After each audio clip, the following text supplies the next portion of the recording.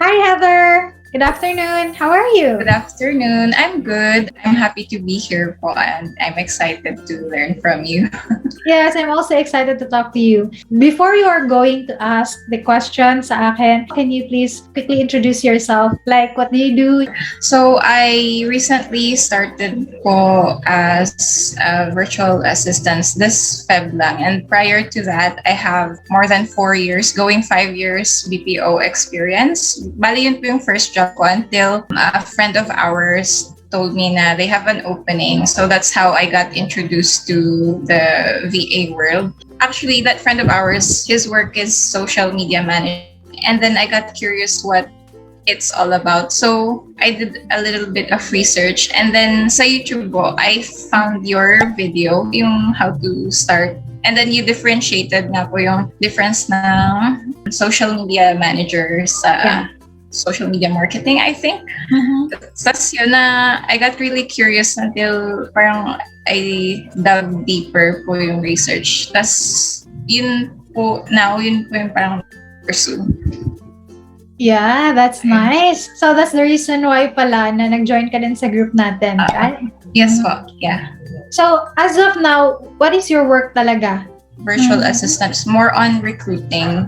Bale, headhunter, I think. So we look for interested doctors actually who would like to apply. Kasi we have a lot of jobs that need to be filled. So my job is to look for doctors who would be interested in applying. Oh, that's nice. So more on calling ka nun? A little bit lang po. Most of the time, I do hanap ng leads. Lead, yung mga ganun talaga. And then we just put them into campaigns. So automatic naman siya. We just wait for a response from them. Yes, that's nice. So ngayon, mas feeling mo nagiging mas interesado ka when it comes to social media, right? Yes po. And I think I got attracted na din. Kasi yung market po nung coaches is that they earn like multiple numbers in like such short period of time. So very interesting. Yes, exactly. Yeah. Okay, thank you so much for that quick intro about yourself.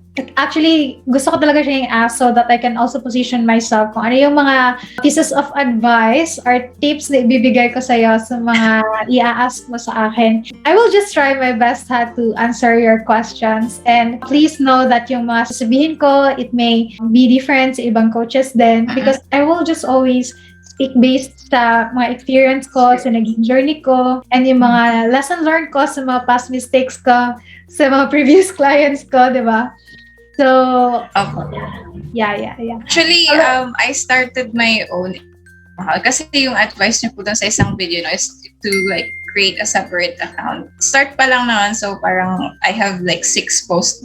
I share mga tips on how to like grow your Instagram, ganyan. Yes. That's nice. So, nagsa-start ka na pala talagang mag-build ng portfolio mo sa Instagram. Apo. That's nice to know. So, and that's how I realized, wow, yung competition pala sa area na to is like, ang dami parang same.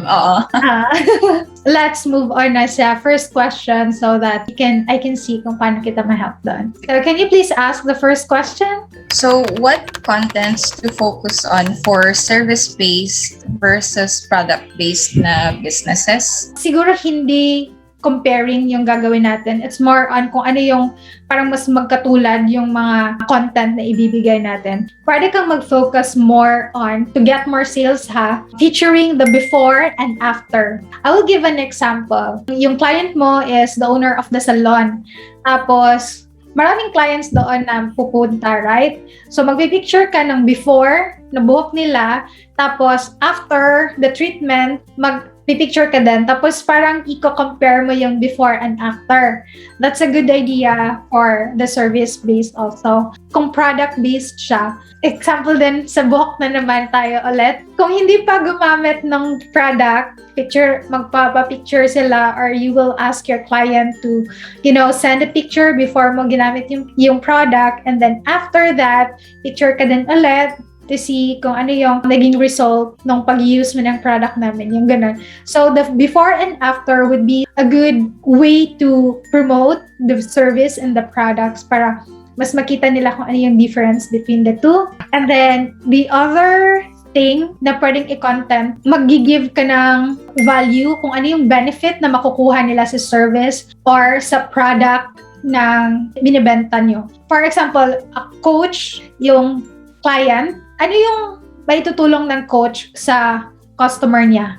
So, doon kayo mag-focus na parang yun yung i-highlight nyo na content. The same din sa products, kung ano yung benefit na makukuha ng customer when they buy that product sa inyo, ano yung makukuha niya na service. For example, yung mga massager, ano ba yung feeling na makukuha nila? Ma-relieve ba sila sa pain when they are going to use that product? So, focus more on talaga kung ano yung benefit na makukuha ng customer. Because you know what? The customer will not literally buy the service or the product. They will more on buy because of the feeling or of the experience that they will get from paying that kind of product or parang investing sa inyo. Yeah, I think that's the two thing na pwede kayong mag-go more into the content. And especially din pala, I want to add, I also included this content about na you can post testimonials and reviews na naging client na. So kung wala pang client, huwag ka muna mag-post kasi wala ka pang nagpang feedback or reviews from the real client. Dapat real customer, real client talaga yung mga feedback na ilalagay niyo. Ask for their honest feedback. If it's good, you can post it on social media. If it's not good, that is the time that you can improve your service or your product. That's an opportunity for you to parang mag-improve pa kung negative ang feedback ha. Don't forget to put call to action sa description para mas makakonvert kayo from that testimonial or from that review or feedback. Yung kahit mga tourist spots, yan din yung always na nilalagay nila talaga sa description, sa mga pictures, ano yung mga amenities na makukuha ng mga visitors or mga guests nila, kung ano yung mga activities na pwede lang magawa as a family or as barkada, kung mayroon bang silang mga promo. So, ayun, I think that's a good content strategy then para makakuha ng maraming sales. Right. Okay. I feel like social media marketing / management and freelancing is super saturated now. As someone who is starting, can I stand out po? Actually, sa ngayon, hindi pa yan siya masyadong saturated. Though saturated na siya, pero hindi pa ganun. Alam mo, nag-start talagang tumaas yung rate ng mga freelancers nung nag-pandemic. But feeling ko, mas super tataas pa siya after a year, 2 years, 3 years. So ngayon is already a good time to start na as a freelancer, especially if you want to become a social media manager. Tayo kasi mga freelancers, more on service-based tayo. Though meron din mga freelancers na product-based where they are just selling something. It's also good. But kadalasan sa atin mga service-based talaga. I would say, for you to stand out, you have to always over-deliver. Over-deliver something. Like, kung ano yung service mo, always deliver. For example, the product itself, the quality is already good. Pero pwede kang mag-over-deliver when it comes to the packaging of the product, when it comes to the customer service of that company, when it comes to delivery din, yung gaano ka-fast mag-deliver ng product. In that way, mas makaka-feel yung buyer na very sulit yung bayad niya if you always over-deliver. Especially then sa service-based. Example nito if you are a social media manager, when you're going to say to your client na, I'm going to help you to have a brand presence, online brand presence here on Instagram, and help you with the engagement. You know, the branding talaga, the whole branding sa Instagram mo. Always make sure na nag-over-deliver ka when it comes to graphics. Feeling mo, you need to engage more to other people. Do that. Especially if you are starting pa talaga, you are building your profile pa as a freelancer. Always over-deliver because that is the time na makukuha mo yung trust ni client at hindi siya madi-disappoint sa iyo.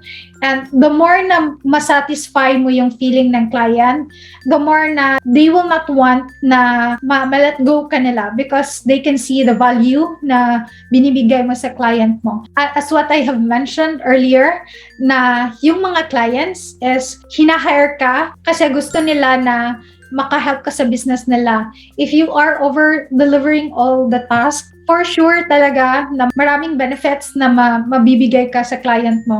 And that's the most important thing. the other thing that can make you stand out then, have a plus factor. It's kind of correlated din naman sa sinabi ko na mag-over-deliver ka. Ito yung something na plus mo. Kung ikaw freelancer ka, aside sa social media manager ka, aside sa you can handle his or her Instagram account, pwede mo din tong magawa sa kanya.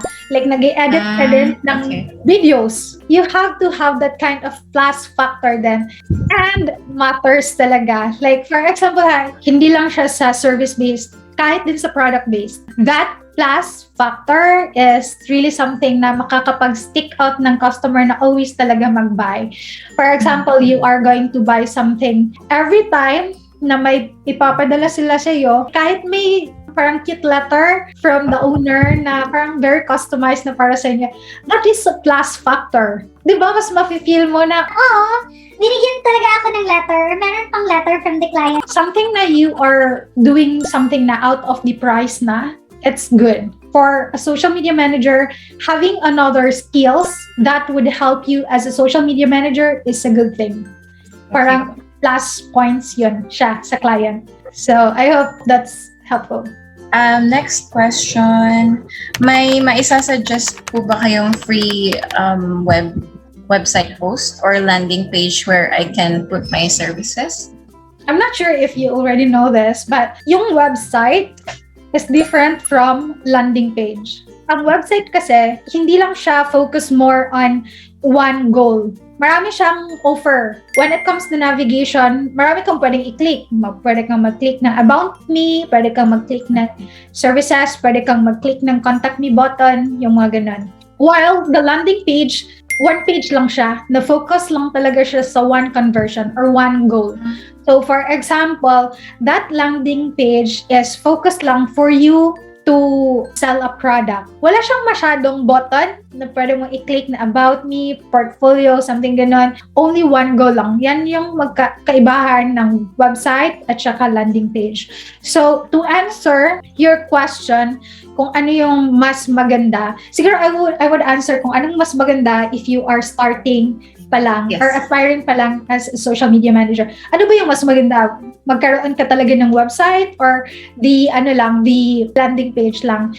For me lang, mas okay yung landing page as nag-start pa kayo. Kasi kung landing page, ang goal niya lang is to hop on a call with the client and discuss kung ano yung pwede nyong maitulong sa kanya. If you will have a website, that's also good to have a portfolio. Doon mo ilagay. Pero you know what? A lot of social media managers land their projects without any website. They are just really sending the links of a Google Drive na mga sample nila, na mga graphics. And then for the managing of accounts, they are just literally sending the links of the Instagram, of the page that they have handled already. So, ayun. And then to answer your question, what is the kind of landing page? I'm not sure if you have already watched yung Google site na website. I've seen it po. You can use that as a landing page. Thank you. Sure. You can always look sa YouTube about ano yung mga best na mga landing pages na pwede niyong magamit na for free lang, hindi kayo need magbayad. I think Google site can really do that type of function. Sige po. Na-discuss na po ito slightly dun sa isang video niyo with Hello Gel, where she mentioned she reaches out to potential clients through Instagram. Is it better DM or email? Paano po mag-come up ng email or DM message without sounding too salesy? Na-remember ko na na-talk namin yan ni Jel Galag, and I also love that parang collab namin na tinuturo niya yung about sa Instagram. What I like about it is parang direct to the point talaga yung mga gagawin mo eh. So yan yung nagustuhan ko doon. For your question, kung saan ba mas magandang mag-communicate na parang hindi masyadong salesy, that's sa email ba or sa DM, I would say mas okay, parang hindi ka maging sound so salesy because we really don't want that to parang ma-feel ng client na you're just connecting with them because you want to pitch your services sa kanila. So I would highly recommend that you will follow that client sa Instagram, and then have a good engagement with that client, prospective client mo. For example, meron siyang stories, you're going to watch their stories. Kung meron siyang mga poll, mga nilagay, you are also going to engage with that. But please engage with authenticity. For example, meron siyang topic na pinost doon sa, let's say, feed niya. Engage sa post na yon with authenticity. Kung ano talaga din yung parang point of view mo sa pinost niya. Huwag yung generic lang. I think Jal also mentioned that na wag yung mga generic type of response lang. The more na you are sharing your thoughts then sa prospective client mo, the more na makaka-appreciate sila. Mas magiging aware sila sa'yo. And for sure, they will also check your profile din. I-check din nila kung prospect client ka din ba nila or hindi.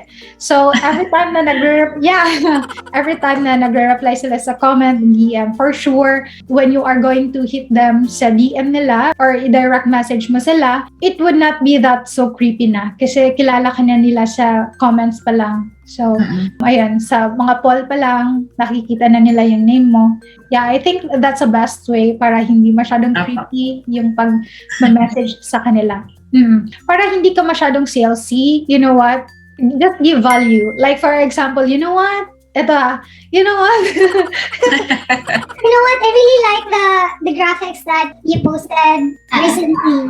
But I think it would be better if the text is bigger and then you will put a call to action sa baba ng description. So yung mga ganun, of course, you are going to speak in English. Especially if you are targeting mga foreign clients. By just giving value, they can see your value then. Sometimes, kahit hindi ka nagpipitch, and you are just kept on parang always giving value to them, sila na mismo yung mag-a-ask, ano pala yung ginagawa mo? Bakit alam mo to? And not pala yung mga services mo. Bakit parang alam mo to na side na to? So, the goal there is to be just friendly and always give value to them. Tsaka establish parang a relation muna Exactly. before pitching. Yeah, exactly.